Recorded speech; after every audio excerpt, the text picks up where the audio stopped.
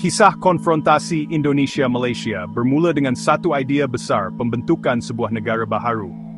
Pada awal tahun 60-an, satu rancangan dicadangkan untuk menyatukan persekutuan Tanah Melayu dengan tanah jajahan British di Singapura, Borneo Utara, kini dipanggil Sabah dan Sarawak.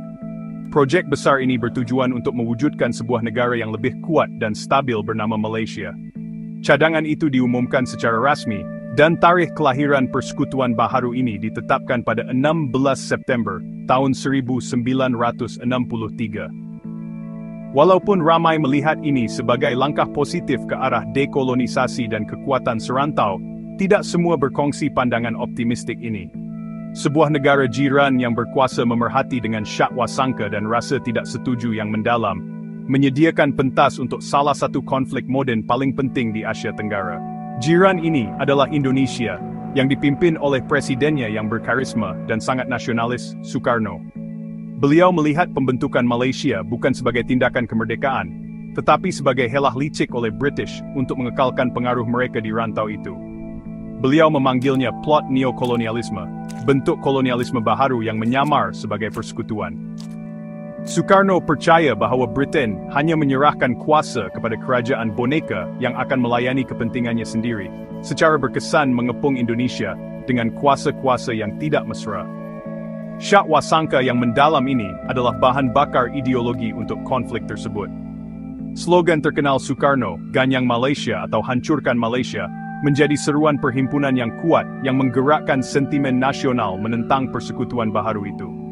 Penentangan itu bukan sekadar retorik, ia adalah bahagian teras dasar luar Indonesia pada masa itu. Presiden Sukarno berpendapat bahawa rakyat Borneo, khususnya di Sabah dan Sarawak, tidak benar-benar dirundingkan mengenai masa depan mereka. Beliau percaya mereka dipaksa ke dalam kesatuan bertentangan dengan kehendak mereka, dan Indonesia, sebagai pemimpin serantau, mempunyai kewajiban untuk menyokong hak mereka untuk menentukan nasib sendiri. Naratif ini menggambarkan Indonesia sebagai pembebas yang berjuang menentang cengkaman kuasa kolonial lama yang masih berlarutan. Ketegangan politik meningkat dengan cepat apabila Sukarno enggan mengiktiraf negara baharu itu, secara rasmi melancarkan kempen konfrontasi untuk membubarkan persekutuan Malaysia sebelum ia dapat bertapak. Apabila tarikh pembentukan Malaysia semakin hampir, suasana diplomatik menjadi semakin dingin dan bermusuhan. Penentangan Indonesia semakin memuncak daripada kata-kata keras kepada tindakan langsung, menandakan permulaan perang intensiti rendah yang tidak diisytiharkan. Konflik itu bukan hanya mengenai wilayah atau ideologi politik, ia adalah pertembungan visi nasional. Di satu pihak adalah Malaysia, sebuah negara baharu yang cuba menegakkan kedaulatannya dengan sokongan sekutu Commonwealth-nya. Di pihak lain adalah Indonesia, sebuah negara revolusioner di bawah Sukarno, bertekad untuk mencabar apa yang dianggapnya sebagai ancaman kepada keselamatannya dan statusnya sebagai kuasa dominan di Asia Tenggara. Perselisihan asas ini meletakkan asas bagi tahun-tahun konflik yang akan menyusul. Konfrontasi bukanlah perang tentera besar-besaran yang bertempur di padang terbuka. Sebaliknya, ia adalah konflik yang sukar dan mencabar yang kebanyakannya berlaku di hutan Borneo yang tebal dan tidak kenal belas, di sepanjang sempadan luas yang memisahkan Kalimantan Indonesia dari Sabah dan Sarawak Malaysia. Persekitaran yang unik ini membentuk sifat pertempuran. Pertempuran sering berskala kecil, terdiri daripada serang hendap, serbuan rentas sempadan, dan misi sabotaj. Pasukan Indonesia, baik tentera biasa maupun sukarelawan tidak teratur, akan menyusup masuk ke wilayah Malaysia untuk menyerang pos tentera, balai polis, dan kampung-kampung tempatan. Matlamat mereka adalah untuk menggugat kestabilan negara baharu itu, menyebarkan ketakutan di kalangan penduduk, dan membuktikan bahawa Malaysia adalah negara yang tidak stabil dan tidak berdaya, yang tidak dapat melindungi rakyatnya sendiri. Menghadapi ancaman berterusan ini adalah tentera Malaysia yang baru dibentuk. Walau bagaimanapun, Malaysia tidak bersendirian. Sebagai ahli Commonwealth, ia menerima sokongan ketenteraan yang signifikan dari Great Britain, Australia, dan New Zealand. Pasukan berpengalaman ini membawa kepakaran penting dalam peperangan hutan, pengumpulan risikan, dan sokongan udara. British khususnya, mengerahkan pasukan elit Special Air Service atau SAS, dan regimen Gurkha mereka, yang mahir beroperasi di kawasan yang sukar itu. Bersama-sama, Pasukan multinasional ini berusaha untuk mempertahankan sempadan yang panjang, meminta kumpulan penyerang Indonesia, dan menjalankan misi peninjauan rentas sempadan rahsia mereka sendiri di bawah nama Kod Operasi Claret untuk memastikan musuh tidak seimbang. Pertempuran itu tidak henti-henti dan menuntut ketahanan yang luar biasa daripada askar di kedua-dua belah pihak. Mereka bukan sahaja perlu berhadapan dengan musuh yang gigih, tetapi juga dengan realiti keras hutan itu sendiri. Askar bergerak melalui tumbuh-tumbuhan tebal, menyeberangi sungai berbahaya, dan menahan penyakit tropika, semuanya dalam keadaan berjaga-jaga untuk serang hendap yang boleh berlaku pada bila-bila masa. Masyarakat tempatan di Borneo juga terperangkap di tengah-tengah konflik. Banyak kumpulan pribumi, seperti penjejak Iban, memainkan peranan penting, menggunakan pengetahuan hutan mereka yang tiada tandingan untuk membantu pasukan Commonwealth dalam menjejak dan mencari penyusup Indonesia, menjadi bahagian penting dalam usaha pertahanan. Walaupun medan perang utama adalah di Borneo, konflik itu kadang-kadang merebak ke kawasan lain. Indonesia cuba membuka medan baharu dengan mendaratkan kumpulan kecil komando melalui laut dan udara ke semenanjung Tanah Melayu itu sendiri. Pada tahun 1964, beberapa kumpulan mendarat di negeri-negeri seperti Johor dan Selangor dengan objektif untuk mencetuskan kekacauan tempatan dan melakukan sabotaj. Walau bagaimanapun, percubaan ini sebahagian besarnya tidak berjaya. Penduduk tempatan kekal setia kepada Malaysia, dan penyusup dengan cepat ditangkap oleh pasukan keselamatan. Pendaratan yang gagal ini hanya mengukuhkan keazaman Malaysia, dan menunjukkan kesukaran yang dihadapi Indonesia dalam meluaskan konflik di luar hutan Borneo. Selama 3 tahun, perang geseran tahap rendah berterusan di hutan Borneo dan Selat Melaka. Walaupun pasukan Commonwealth berjaya membendung ancaman ketenteraan, situasi politik kekal menemui jalan buntu. Konflik itu memakan kos yang tinggi bagi kedua-dua negara, menguras sumber dan mewujudkan permusuhan yang mendalam antara dua negara jiran yang berkongsi budaya dan sejarah yang sama.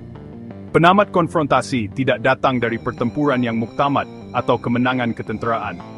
Sebaliknya, ia dicetuskan oleh pergolakan politik yang dramatik dan ganas di dalam Indonesia sendiri. Satu peristiwa yang akan mengubah sepenuhnya kepimpinan negara itu, dan keutamaan dasar luarnya untuk dekad-dekad yang akan datang. Titik perubahan berlaku pada tahun 1965 dengan percubaan rampasan kuasa di Indonesia, satu peristiwa yang dikenali sebagai Gerakan 30 September atau G30S. Sekumpulan pegawai tentera junior menculik dan membunuh 6 Jeneral Kanan, mendakwa mereka bertindak untuk mencegah pengambilalihan tentera yang disokong CIA. Rampasan kuasa itu gagal dalam beberapa jam, dan tentera, di bawah pimpinan seorang jenderal yang ketika itu kurang dikenali bernama Suharto, dengan cepat bergerak untuk menghancurkan gerakan itu. Dalam kekacauan selepas itu, Parti Komunis Indonesia, atau PKI, dipersalahkan kerana mengatur rampasan kuasa, menyebabkan pembersihan anti-komunis yang kejam di seluruh negara, yang mengakibatkan kematian ratusan ribu orang, dan secara berkesan memusnahkan PKI. Kekacauan dalaman ini sepenuhnya mengalihkan keseimbangan kuasa di Jakarta. Presiden Sukarno, yang kewibawaannya telah terikat rapat dengan keseimbangan yang halus antara tentera, nasionalis dan komunis, mendapati kedudukannya lemah secara fatal. Apabila Jenderal Suharto mengukuhkan kawalannya ke atas tentera dan negara, Sukarno secara beransur-ansur dilucutkan kuasanya. Suharto dan kepimpinan tentera baharu mempunyai visi yang sangat berbeza untuk Indonesia. Mereka melihat konfrontasi sebagai pengembaraan yang mahal dan tidak berguna, yang mengasingkan negara mereka di peringkat antarabangsa, dan merosakkan ekonominya. Keutamaan mereka adalah untuk memulihkan kestabilan, membina semula negara, dan menjalin semula hubungan baik dengan negara-negara jiran, termasuk Malaysia. Dengan Sukarno secara berkesan diketepikan, jalan menuju keamanan terbuka. Pada Mac 1966, beliau terpaksa menandatangani Super Semar, dokumen kontroversi yang memindahkan kuasa presiden kepada Jenderal Suharto. Salah satu tindakan utama pertama Suharto adalah untuk menamatkan kempen ganyang Malaysia. Rundingan rahsia bermula antara pegawai Indonesia dan Malaysia, memuncak dalam perjanjian damai yang ditandatangani di Bangkok pada Ogos 1966. Perjanjian itu secara rasmi menamatkan konflik 3 tahun itu. Indonesia secara rasmi mengiktiraf kedaulatan Malaysia, dan hubungan diplomatik dipulihkan. Penamat konfrontasi menandakan kejatuhan era revolusioner Soekarno dan permulaan rejim Orde Baharu Suharto yang lebih pragmatik. Penamat konfrontasi pada tahun 1966 lebih daripada sekadar perjanjian damai. Ia adalah detik penting yang membentuk semula masa depan Asia Tenggara. Setelah berundur dari ambang perang yang lebih luas, para pemimpin di rantau itu menyedari keperluan mendesak untuk rangka kerja baharu bagi mencegah konflik sedemikian daripada berlaku lagi. Keinginan bersama untuk keamanan, kestabilan, dan saling menghormati ini meletakkan asas bagi penubuhan Persatuan Negara-Negara Asia Tenggara atau ASEAN pada tahun 1967. Hebatnya, Indonesia dan Malaysia, musuh hanya setahun sebelumnya, menjadi 2 daripada 5 anggota pengasas, bersama-sama dengan Filipina, Singapura, dan Thailand. ASEAN lahir secara langsung daripada abu konfrontasi. Penubuhan ASEAN menandakan peralihan mendalam daripada konfrontasi kepada kerjasama. Prinsip-prinsip teras organisasi, seperti tidak campur tangan dalam hal ehwal dalaman anggota lain, dan penyelesaian pertikaian secara damai, direka khusus untuk mengurus jenis ketegangan yang telah menyebabkan perang. Bagi Indonesia dan Malaysia, platform baharu ini menyediakan ruang penting untuk dialog dan pembinaan kepercayaan. Mereka mula memberi tumpuan kepada kepentingan bersama daripada perbezaan, bekerjasama dalam pembangunan ekonomi, pertukaran budaya, dan keselamatan serantau. Sempadan ketenteraan yang pernah bermusuhan di Borneo, perlahan-lahan bertukar menjadi sempadan yang diuruskan melalui jawatan kuasa bersama, seperti Jawatan Kuasa Sempadan M atau GBC Melindo untuk memastikan keamanan dan keselamatan. Hari ini, hampir 60 tahun selepas konflik berakhir, hubungan antara Indonesia dan Malaysia adalah salah satu yang paling penting di rantau ini. Mereka adalah rakan dagang utama SCIRT dengan hubungan ekonomi yang mendalam, terutamanya dalam sektor utama seperti pengeluaran minyak sawit. Jutaan rakyat mereka melakukan perjalanan antara kedua-dua negara untuk bekerja, pelancongan, dan pendidikan, mewujudkan hubungan rakyat dengan rakyat yang kuat. Walau bagaimanapun, hubungan itu tidak tanpa cabaran. Isu-isu yang berlarutan seperti pertikaian sempadan maritim, terutamanya di kawasan seperti Blok Ambalat, dan perkara-perkara sensitif berkaitan hak dan layanan pekerja migran Indonesia di Malaysia, kadang-kadang menyebabkan geseran diplomatik, mengingatkan kedua-dua negara tentang keperluan untuk dialog berterusan. Walaupun ketegangan sesekali ini, pengajaran konfrontasi telah meninggalkan legasi yang berkekalan.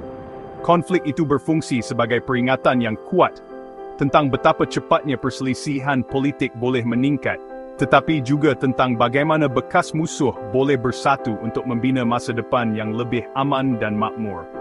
Rangka kerjasama yang kuat yang ditubuhkan melalui ASEAN dan pemahaman mendalam bahawa perang tidak memberi manfaat kepada sesiapa, telah memastikan bahawa hari-hari gelap ganyang Malaysia telah digantikan dengan semangat perkongsian.